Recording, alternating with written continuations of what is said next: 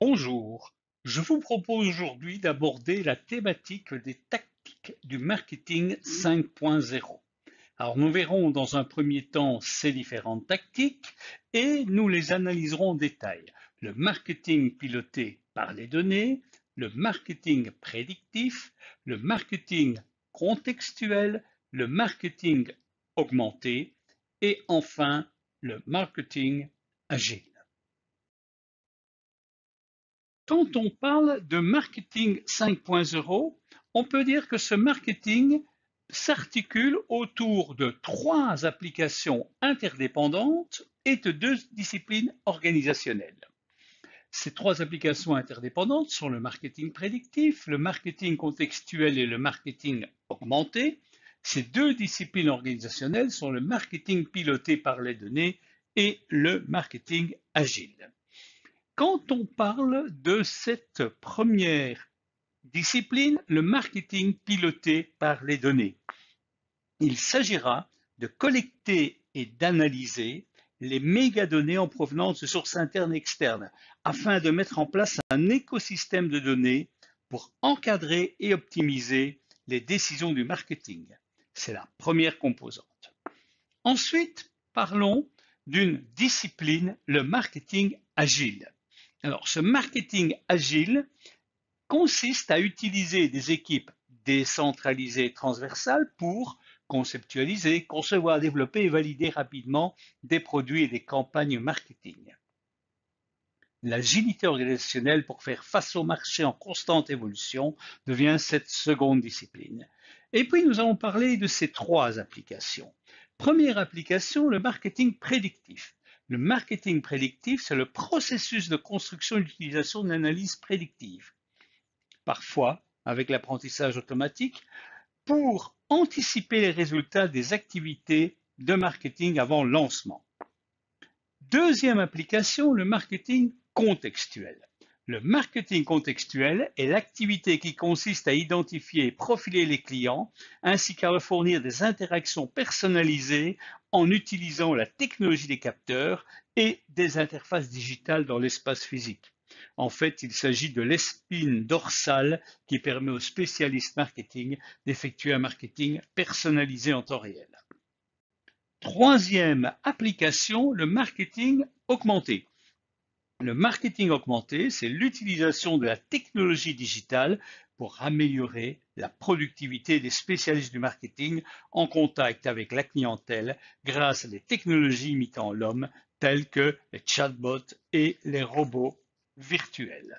Rappelons que toutes ces thématiques, toutes ces technologies demeurent au service de l'humain. Alors, être au service de l'humain, cela signifie imiter les comportements humains en augmentant la valeur dans le parcours client. Il s'agit d'utiliser les technologies imitant l'homme pour créer, communiquer, fournir et améliorer la valeur de l'expérience client du parcours de vente. Ce nécessitera d'ailleurs par une cartographie du parcours client et l'identification des technologies de marketing qui peuvent apporter cette valeur ajoutée. Les entreprises qui appliquent le marketing 5.0 doivent s'intéresser aux mégadonnées et d'où l'idée de créer un écosystème qui sera la condition préalable à la mise en œuvre du concept marketing. Ensuite, cette nouvelle technologie, NextTech, les technologies émergentes, vont viser à augmenter les capacités des marketeurs. Très concrètement, on utilisera l'intelligence artificielle, le traitement automatique du langage naturel, la technologie des capteurs, les robotiques, la réalité augmentée ou virtuelle, l'Internet des objets et la blockchain. L'objectif, c'est de traduire ces outils en tactiques, le marketing piloté par les données, le marketing prédictif, le marketing contextuel, le marketing augmenté et le marketing agile. Le marketing piloté par les données ou le data-driven marketing fait généralement référence aux nombreuses applications et techniques du marketing digital qui sont basées sur l'utilisation des données. Il va utiliser des données de profil ou de comportement associées aux cibles clients ou prospects pour créer des campagnes publicitaires optimisées et personnalisé. Et il sera directement lié à l'essor du big data. Ces mégadonnées vont permettre de conceptualiser, contextualiser un message, par exemple, en tenant compte de la météo, des données géographiques de guidage, de l'open data. Et par exemple, le client pourra appeler un centre d'appel juste après avoir utilisé un simulateur de crédit proposé sur son espace bancaire. C'est du marketing piloté par les données.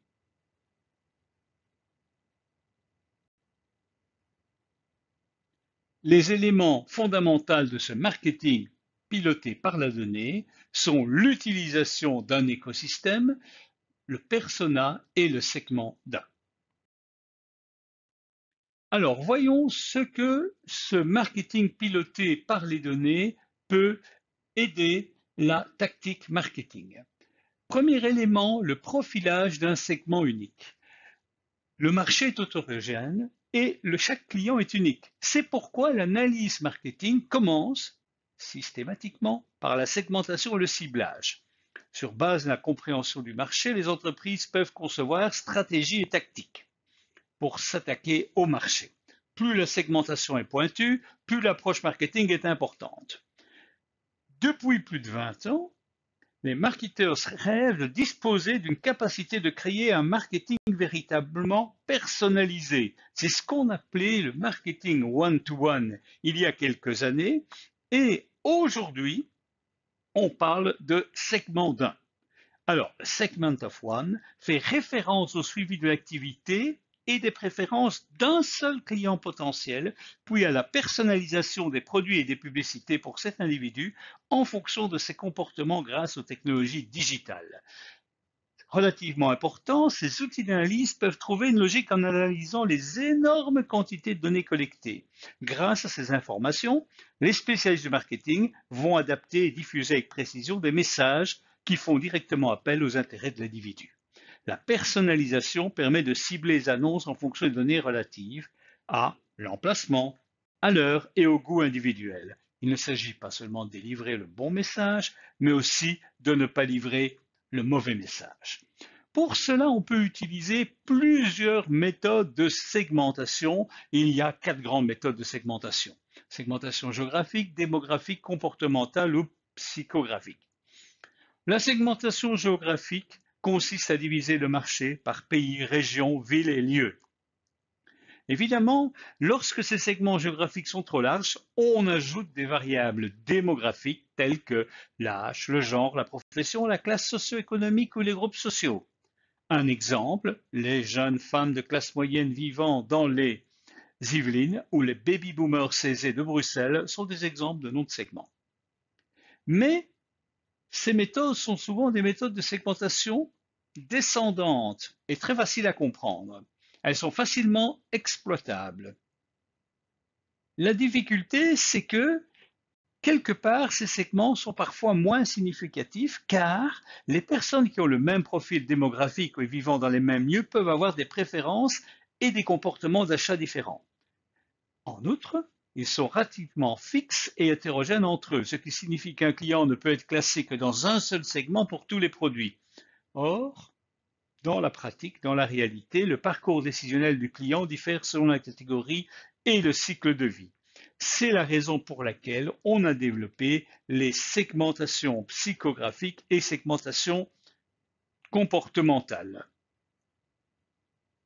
Dans le cas de la segmentation psychographique, les clients sont regroupés sur base de leurs croyances et valeurs personnelles ainsi que de leurs intérêts et motivations.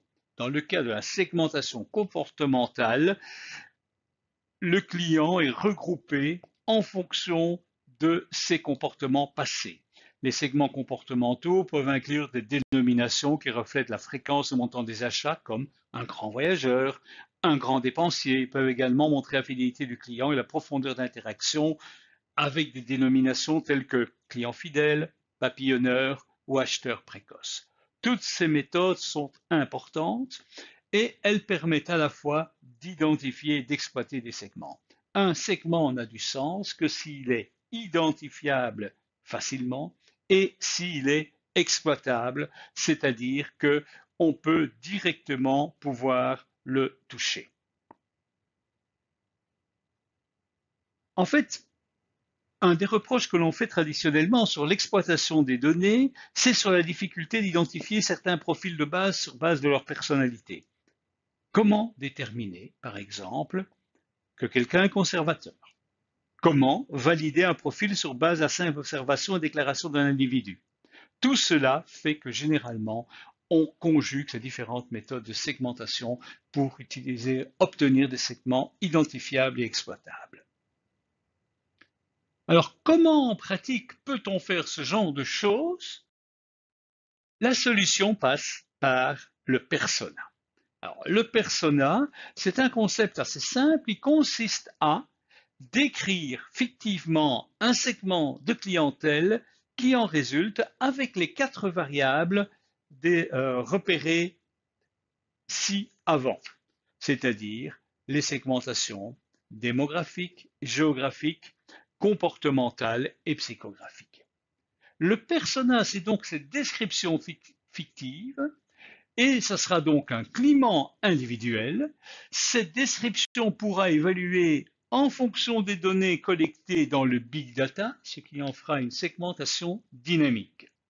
Et donc le persona correspond aujourd'hui à une description géographique, démographique, comportementale et psychographique du client.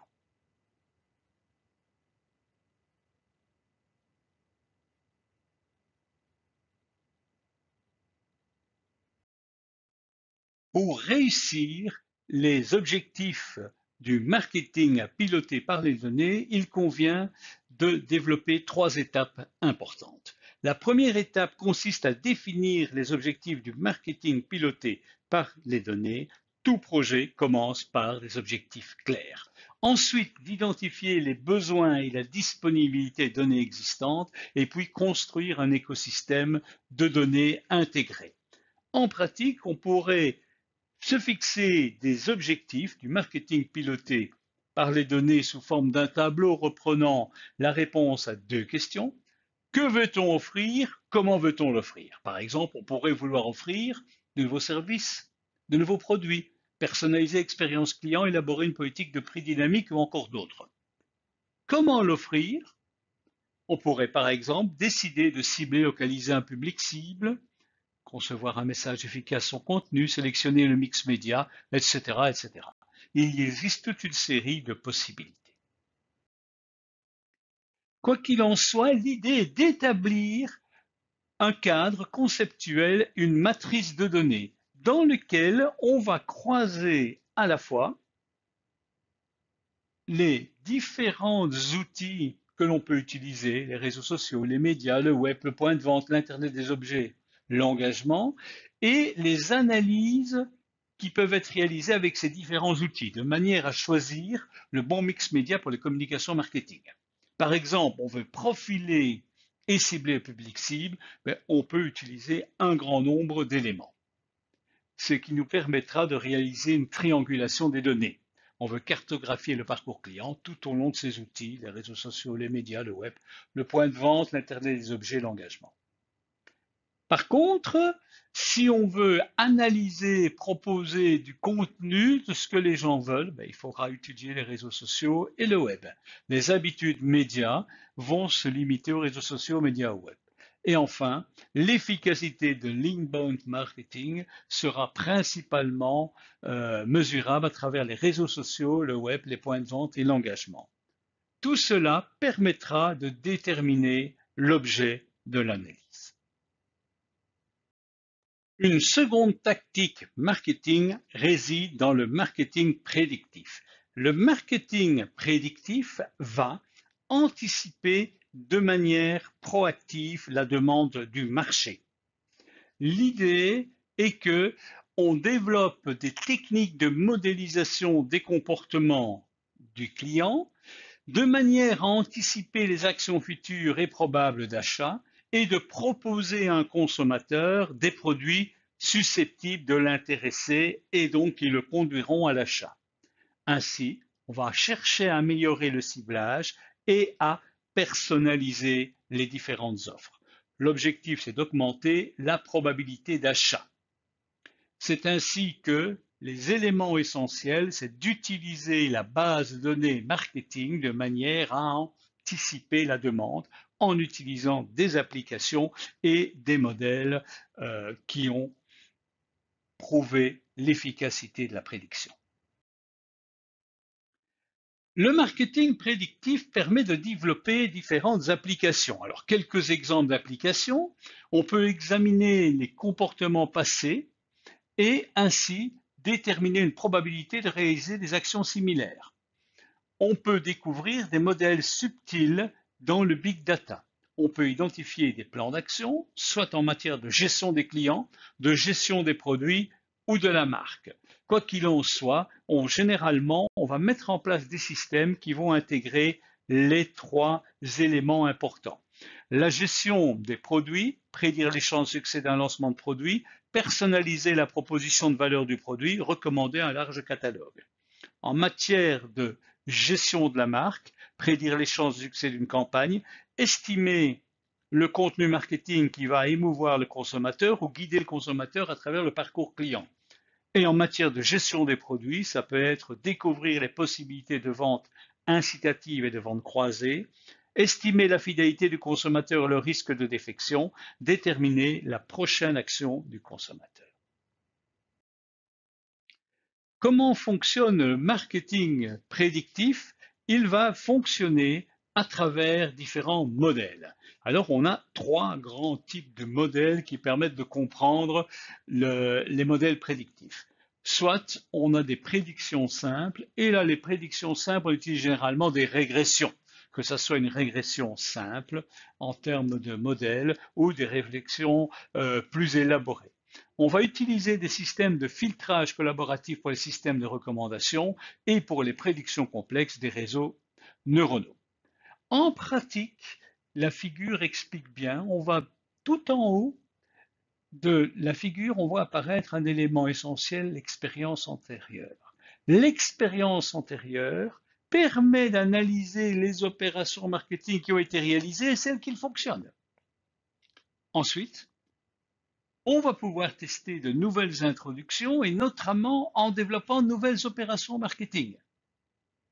Et puis, l'entreprise a déjà des résultats sur ses productions, sur ses ventes, et ses prévisions antérieures pourront être validées par ces résultats de l'entreprise. Tout cela entrant dans un modèle permettant de sortir des données importantes, on vérifiera que les résultats prévus correspondent aux résultats de l'entreprise.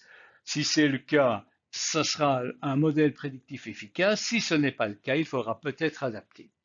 Pour construire ces modèles, on a besoin bien sûr d'experts, c'est des analystes de données, et on a besoin d'une compréhension stratégique du fonctionnement des modèles et de l'interprétation de leurs résultats, donc des experts du marketing.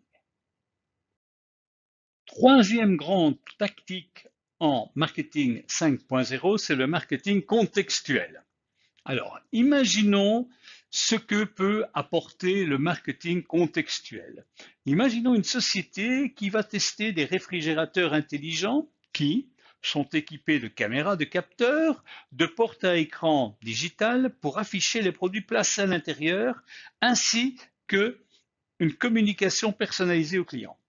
Si la technologie ne reconnaît pas les visages, n'identifie les magasins pour des raisons de confidentialité, elle prédit l'âge et le genre des acheteurs. Le réfrigérateur va utiliser la détection faciale pour déduire le profil sociodémographique et les émotions d'un client qui s'approche de la porte de l'appareil. Et il utilise également le suivi oculaire et les capteurs mouvement pour évaluer l'intérêt de l'acheteur. Finalement, le marketing contextuel combine ces informations et données externes telles que la météo, des événements locaux, et ce moteur d'intelligence artificielle va sélectionner des produits et des promotions spécifiques à afficher sur les écrans. Le marketing contextuel consiste donc à utiliser un contexte particulier pour personnaliser un message ou toucher une cible en fonction de sa géolocalisation, du climat d'un événement. Il faudra donc disposer de trois éléments importants. Le premier, c'est l'expérimentation en temps réel. Deuxièmement, des outils doivent être disponibles dans une infrastructure de détection intelligente. Il faut disposer de capteurs, de biométrie, de lieu de vie, et enfin pouvoir offrir des niveaux d'expérience personnalisés, c'est-à-dire capter les infos essentielles à la personne, comprendre les interactions et pouvoir permettre l'immersion de la personne. Ces trois éléments sont essentiels à la réussite du marketing contextuel. Observons à présent comment fonctionne le mécanisme du marketing contextuel. Alors, imaginons un prospect qui se présente près d'un point de vente. Les capteurs présents sur le point de vente vont détecter le client à proximité. Bon, ça va, il y a une personne. À ce moment-là, les mêmes capteurs vont essayer de capter les informations du client. Ces informations, par exemple, à travers un senseur, etc., à travers une reconnaissance faciale, vont permettre de traiter les données pour identifier et profiler le client. Par exemple, un client jeune ou un client plus âgé, un homme ou une femme, une famille, etc. Dès que les données sont traitées par l'intelligence artificielle va, dans un second temps, donner des réponses personnalisées qui vont ensuite permettre à l'interface utilisateur de transmettre ces réponses au consommateur. Ainsi, le parcours est simple. On va permettre au consommateur de bénéficier d'une information très importante pour sa prise de décision. Évidemment, pour que tout fonctionne, il convient de disposer d'un écosystème connecté du marketing contextuel. Très concrètement, on va utiliser donc un certain nombre de déclencheurs. Ces déclencheurs, on va les trouver à travers un certain nombre d'outils fournis par l'Internet des objets. On peut ainsi obtenir des informations sur la qualification de la personne qui est telle, le profil recherché, le lieu, le bon endroit où ça se passe, le moment opportun pour communiquer et l'ambiance appropriée à cette communication.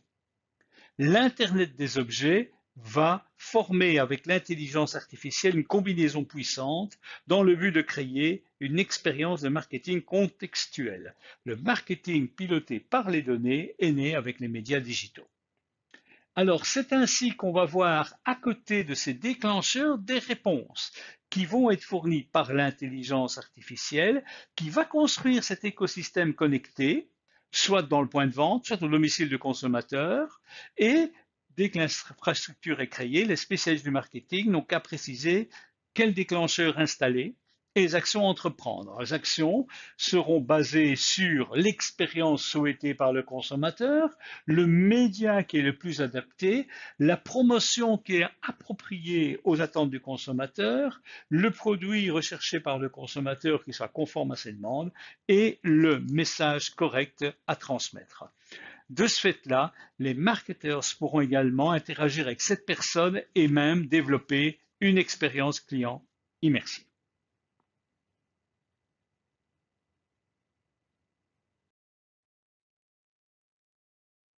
Quatrième approche, le marketing augmenté. Alors, le marketing augmenté a pour objectif d'offrir une interaction humaine optimisée par la technologie. Ces applications vont concerner la réalité augmentée. C'est l'idée d'augmenter la valeur d'une offre par l'ajout d'une offre supplémentaire et innovante en vue d'accroître les probabilités de vente. Par exemple, c'est l'idée un produit acheté le second gratuit, ben ici on va le faire en matière d'application marketing en développant des symbioses entre l'être humain et la machine, que ce soit au niveau des interfaces clients, le service après-vente ou la vente elle-même, des outils digitaux de première ligne qui permettent par exemple de réaliser des premières simulations, par exemple un comparateur de prix qui permet ensuite d'être mis en relation avec un vendeur ou un outil qui permet de faire une simulation du crédit avant de pouvoir offrir une action humaine optimisée.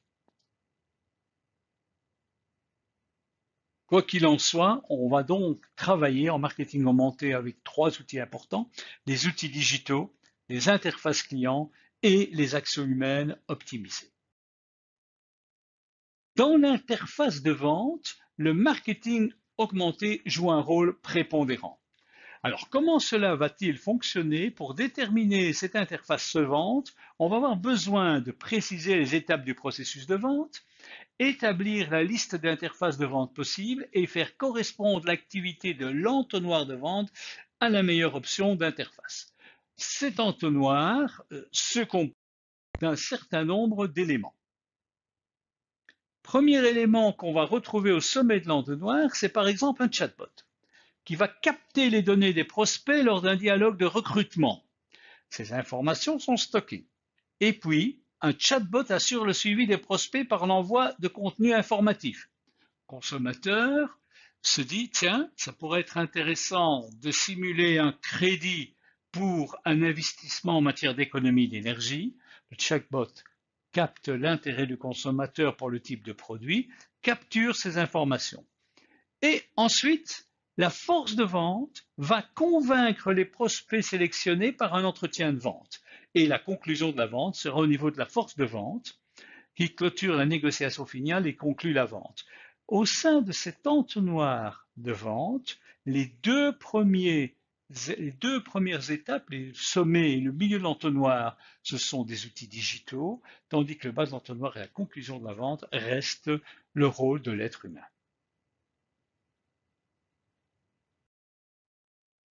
Mais le marketing augmenté peut aussi intervenir dans le service client.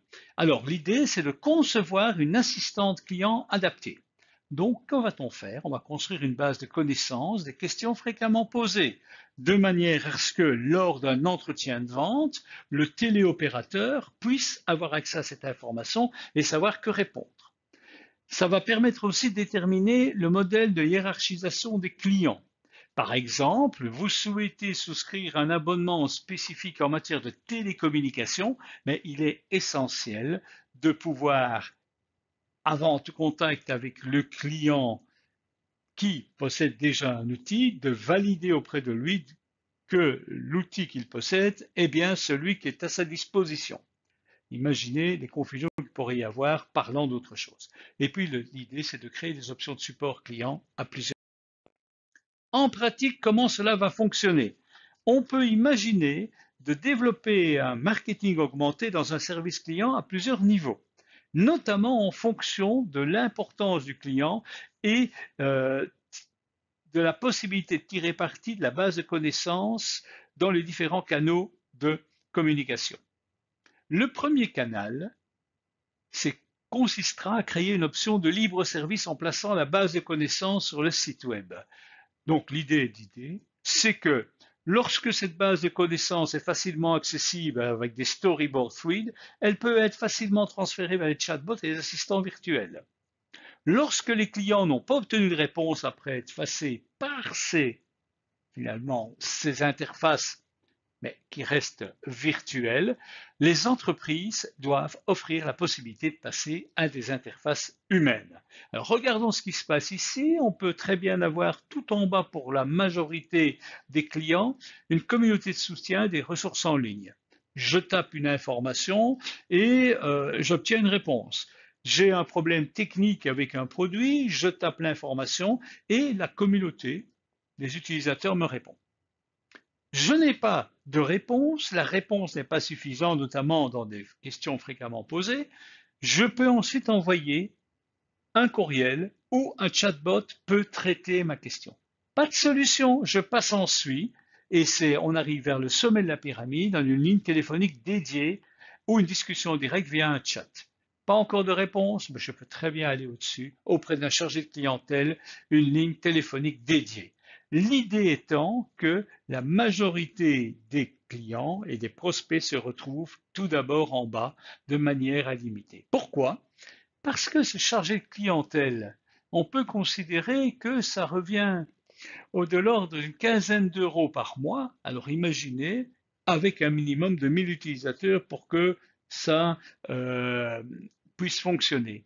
Une ligne téléphonique, on peut imaginer que c'est le même prix, mais ça peut être rentabilisé entre 500 et 1000 utilisateurs.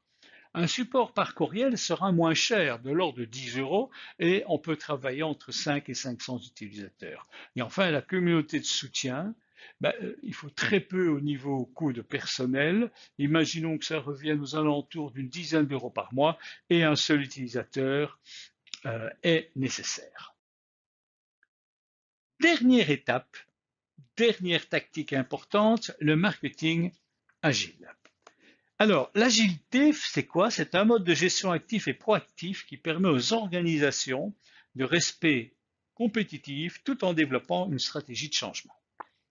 Alors, que va-t-on retrouver dans ce marketing agile ou agile marketing?